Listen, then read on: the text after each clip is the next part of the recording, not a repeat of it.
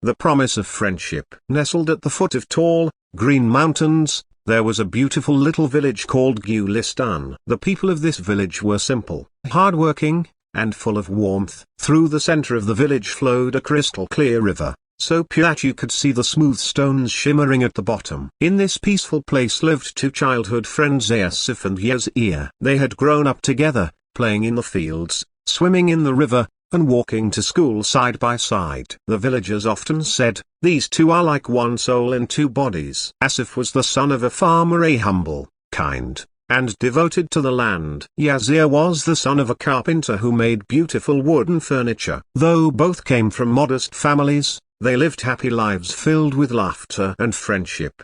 A new opportunity. One morning, news spread like wildfire in the village. A group of businessmen from the city was coming. They planned to build a large factory nearby. The word was that anyone who sold them the most land would receive a large sum of money and a permanent job in the factory. Many villagers were tempted by this offer. For them, it sounded like an opportunity for a better life. Yazir's eyes lit up with excitement. "Asif," Yazir said eagerly, "if we sell our land, we could make a lot of money. We could move to the city, live in a nice house, and leave this hard life behind." But Asif's face remained serious. "Yazir, money isn't everything. This river, these fields, they are our identity. If we lose them, the village will lose its soul." Yazir frowned. "You can stay here if you want, but I'm not going to miss this chance. This is our ticket to a better life."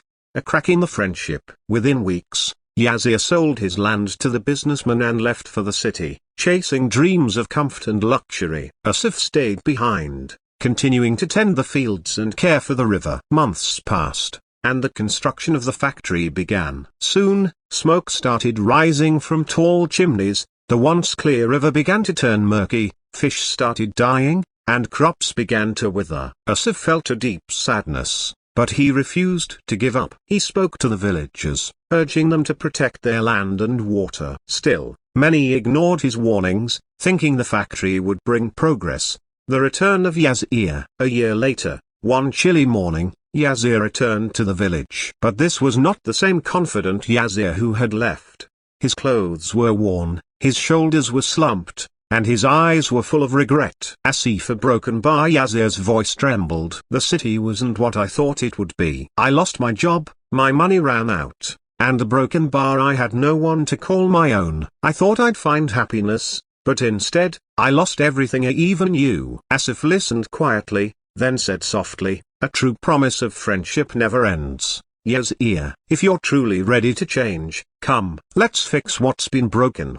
A new journey. The two friends joined forces once again. They gathered the villagers, explaining how the factory was harming the river and the fields. Together, they filed petitions against the pollution, organized cleanup drives, and worked tirelessly to revive the farmland. It wasn't easy. Some people doubted them, others laughed at their efforts. But day after day, they persisted. Slowly, the river began to clear. Fresh green shoots appeared in the fields. The fish returned, and so did the smiles on the villagers' faces. The lesson. One bright afternoon, Yazir stood in the village square, speaking to the children who had gathered to hear him.